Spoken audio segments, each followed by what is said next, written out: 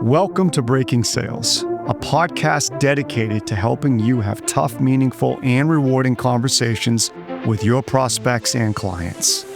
In meaningful, what we mean is these are the conversations you truly feel like you are the prospect or client's conversational peer. There's no anxiousness or uncertainty holding you back. You feel a sense of calm and confidence in asking the tough questions.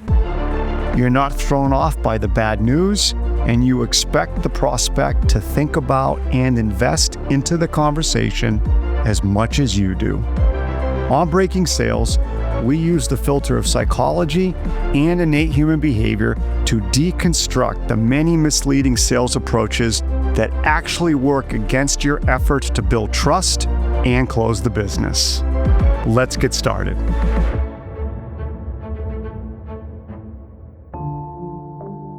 As you look ahead to 2026, here's a question that might make you uncomfortable. Are the things you're currently doing going to get you to where you want to go? If your current mix of routines, processes, and skills were going to deliver the results that you want, you'd already have them. That's not a judgment. It's a fact and an opportunity. Today, I'm going to walk you through a planning framework I've cultivated, coached, and used over the past decade. I designed it to help me stay brutally honest with myself about what I need to change and why. It's a healthy, but sometimes scary look in the mirror to gain clarity on what's working, not working, and needs to be added.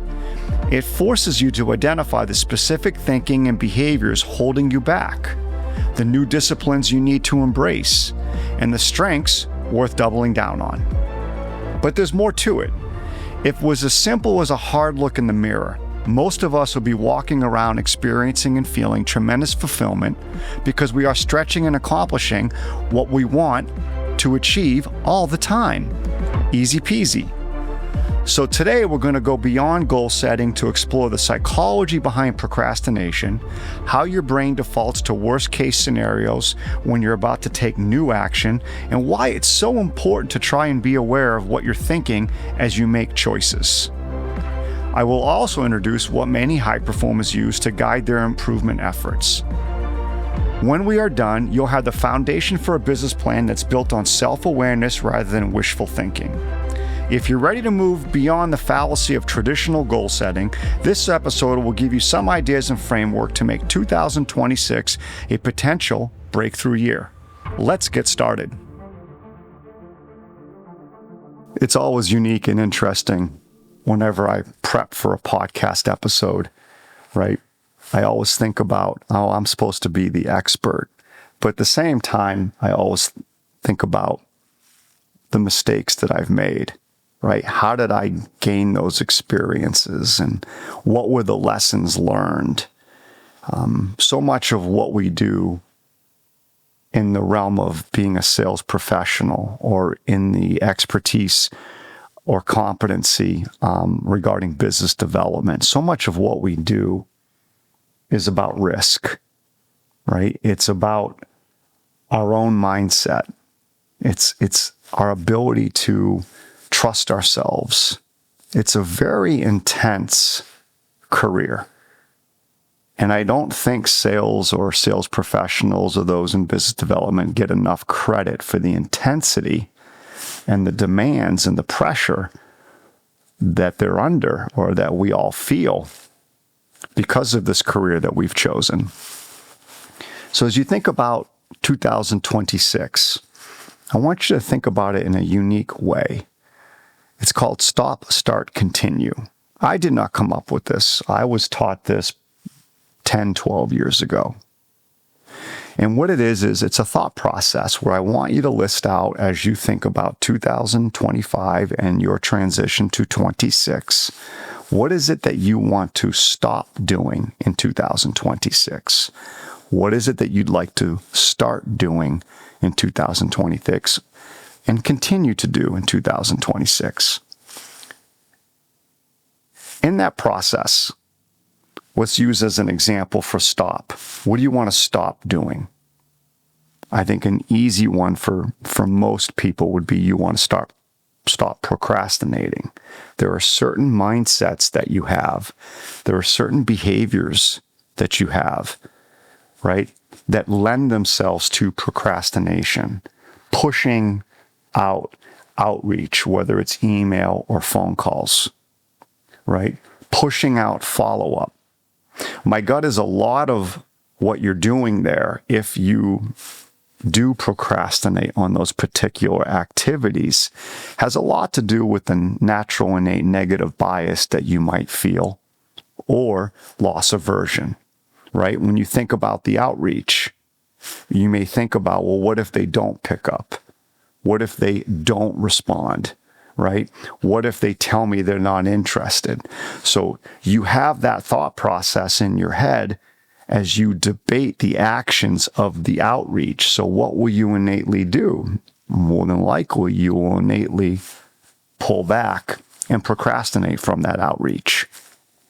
Same with follow-up, right? You're supposed to follow up with a prospect, and you know at the end of the meeting, it was a so-so end of the meeting.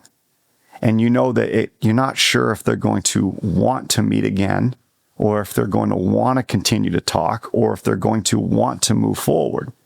And so in your head, you start thinking about, well, what if I reach out to them and they don't respond? What if I reach out to them and they tell me that they're not going to move forward?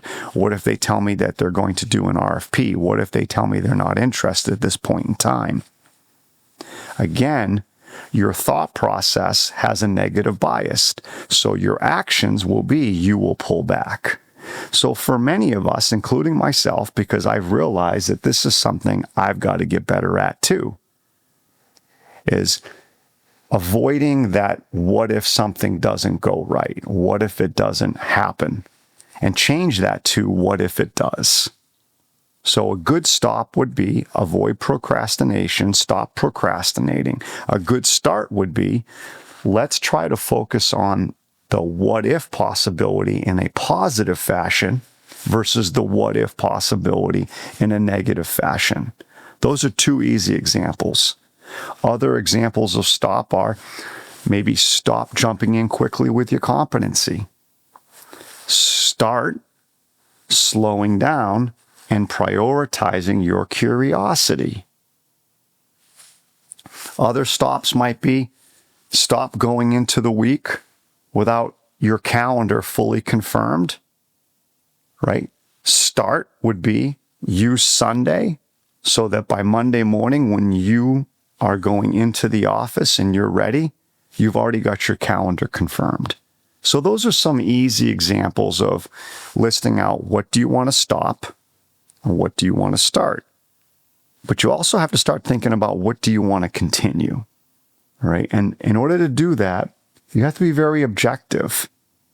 Maybe you want to continue, right, to be very disciplined in your calendar. Maybe you want to continue to use some kind of scheduling philosophy or strategy that helps you manage your calendar. Maybe you want to continue a certain behavior where you get up every morning. You're up at 5:30 or 6 and you get that workout in. Maybe you want to continue journaling, right, before every day. What are you most happy for or grateful for or thankful for the day before? So during this particular day, that morning, you're starting yourself off thinking about all the things that are good that are happening, no matter how small, right? What do you want to continue? You want to continue to work on the power of your questions. You want to continue to work on slowing down and developing that executive poise in your conversations. Continue to work on your prep. So again, as you think about 2026, do it a little different this year. Make your list of everything that you want to stop. Be objective about it. Don't judge yourself. Make a list of everything you want to start. You know, I've been doing this for a long time, and there are plenty of things on my list that I want to start. There's plenty of things on my list that I want to stop. And then also make your list of what you want to continue. And what I want you to do is I want you to pay attention to how do you feel when you're done? Because if you've done a really good job of being objective, not judging yourself, taking yourself to task, embracing that. By the time you make your list of everything you want to stop, everything you want to start, and everything you want to continue, my gut is that you will feel a sense of relief. You will feel a sense of calmness. You'll have a little clarity. You'll have this good feeling because you've been honest with yourself and you've allowed yourself to identify the challenge areas. You've allowed yourself to identify the strength areas and the improvement areas. But I do want to come back to, as we continue to talk about this today, I do want to come back to this negative bias. A separate exercise might be make a list of everything that you've procrastinated on and that you currently procrastinate. Whether you procrastinate a quarter of the time, half the time, or all the time, make a list. Most of the things that are on that list will probably reflect your negative bias of not wanting to take the risk, not wanting to experience rejection or make a mistake. So because you don't want to experience rejection, you don't want to experience a negative experience, make a mistake, you pull back from whatever activity it is through that negative bias, because that's how you're looking at the action. Make a list of all those things that you feel fall into that negative bias. Because here's my gut. Most of those things that you write down, what you want to achieve in 2026 is on the other side of those things that you just wrote down regarding a negative bias. So I'll say that again. Whatever income level you want to achieve in 26, whatever sales level you want to achieve, whatever fulfillment you want to achieve, whatever experience that you want to achieve that you envision in your head, it all lies on the other side of simply one day at a time trying to overcome and push through that innate negative bias that causes you to pull back from the activities that you know you need to do in order to create and achieve and experience what you want in 2026. Quality and the consistency of your outreach, email, voicemails, LinkedIn, whatever it might be. The quality and the consistency of your conversations. Are you getting stuck in the friend zone? Do you over pursue the relationship because it makes you feel better and you pull back from asking really, really good questions? Improving the quality of your listening, where you're listening out of curiosity versus judgment. Improving the quality of your decision-making in conversations. Do you slow down, prioritize learning, prioritize questioning, or do you seek to validate yourself really quickly so you share competency out of the gate or quickly and you jump to it, right? All of those things happen sometimes before we even know we're doing it. And a lot of times, once again, they happen because of the mindset that we have. We are viewing the world through a negative bias. Write them all out. And everything that you want is on the other side of them. Now, the other thing I'm going to add to this is make a list. Again, be objective. Allow yourself to do this. No one's going to see this list. No one's going to judge it. Remember that. And make a list of everything in 2026 that you'd like to achieve. These can be very objective goals. I'd like to earn X amount per year. Great, right? I'd like to sell 10 new logos. Great. I'd like to develop 10 new COIs, Centers of Influences. Fantastic. I'd like to host 4 events or 6 events or 1 event per month. Those are all things that you'd like to achieve, and then some. Maybe there's a course you want to take, right? Maybe there's an action that you want to take that you haven't done yet, right? List all the things you want to achieve. Second, list out all the things that you want to create for you and maybe your family or those close to you. Are there certain vacations that you'd like to be able to go on later in the year? Are there certain investments that you'd like to make at some point in 2026, right? Are there certain networking opportunities that you'd like to create?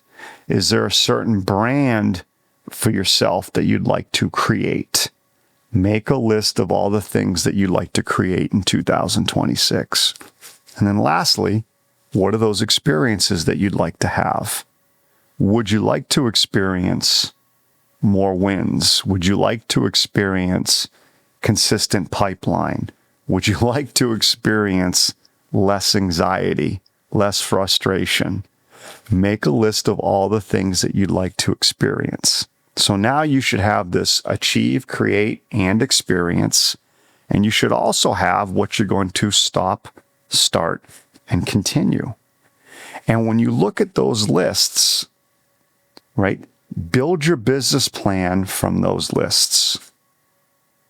Build your business plan around what you know you want to stop and prioritize one or two of them, what you're going to start, and what you're going to continue. And those things should all align with helping you achieve what you want to achieve and create what you want to create and experience what you want to experience. And there will be some overlap, but that should be the foundation of your business plan.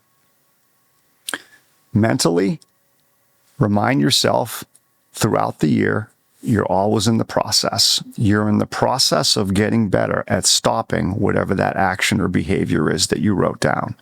You're in the process of starting and getting better, all right, at whatever action or behavior you want to do more of or start. It's always a process. That mindset will help you take the pressure off in the moment, because you know each time you try to do something different, it's just part of that process, and you don't have to be perfect each time. But if you continue to be consistent each time, as that process unfolds over 1 week, over 1 month, over 3 months, you will get better and better and better. So remind yourself, you're always in the process. You're in the process of earning, right, what you want to earn. Learning what you need to learn to earn it, making the connections and the relationships needed to earn whatever amount that is. It's always a process. So remember that as well. And lastly, as we wrap up here for 2026, put together a little board of directors, all right? Pick 2 or 3 people. It could be a mentor. It could be someone you admire. It could be a peer. But pick a few people purposely and put together maybe a quarterly call with them where they agree they will get on a call with you. And every quarter, you go through your progress.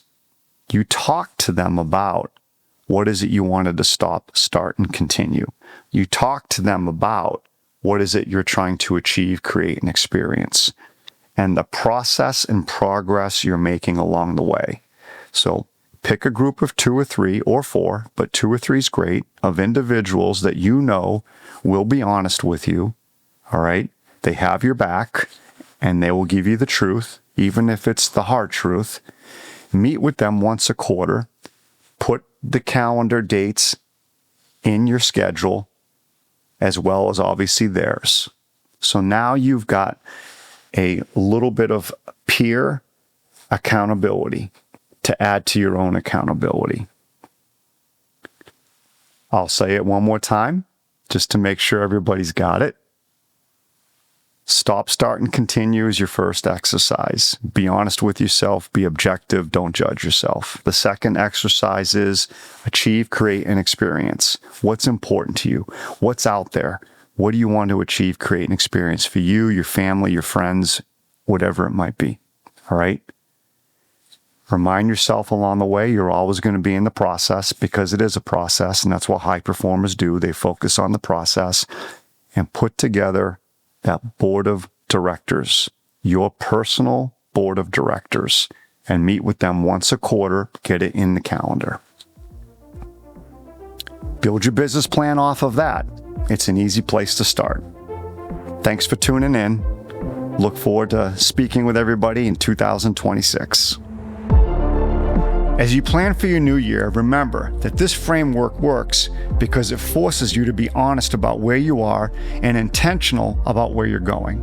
The stop, start, and continue exercise does more than just help you identify problems. It helps you create a clear action plan that leverages your strengths, minimizes challenges, and allows you to build toward future success. It focuses on what you can control, which is you. But here's the thing. Most of what you'll identify as needing to stop or change will trace back to moments when you let your mind focus on worst-case scenarios instead of best-case scenarios. That voice that talks you out of making the call, asking the tough question, or following through on a difficult commitment. It's not holding you back from failure, it's holding you back from what you want in life. The difference between those who hit their goals and those who don't is the willingness to act when their mind is telling them all the reasons something might not work. High performers have learned to flip that script from what if it goes wrong to what if it goes right. I can't emphasize this enough as you sit in your car, office, or on a walk. Your 2026 success isn't going to come down to being perfect or having perfect conditions or perfect timing. It's going to come from aligning and connecting your honest self-assessment with a clear vision of what you want to achieve, create, and experience during the year.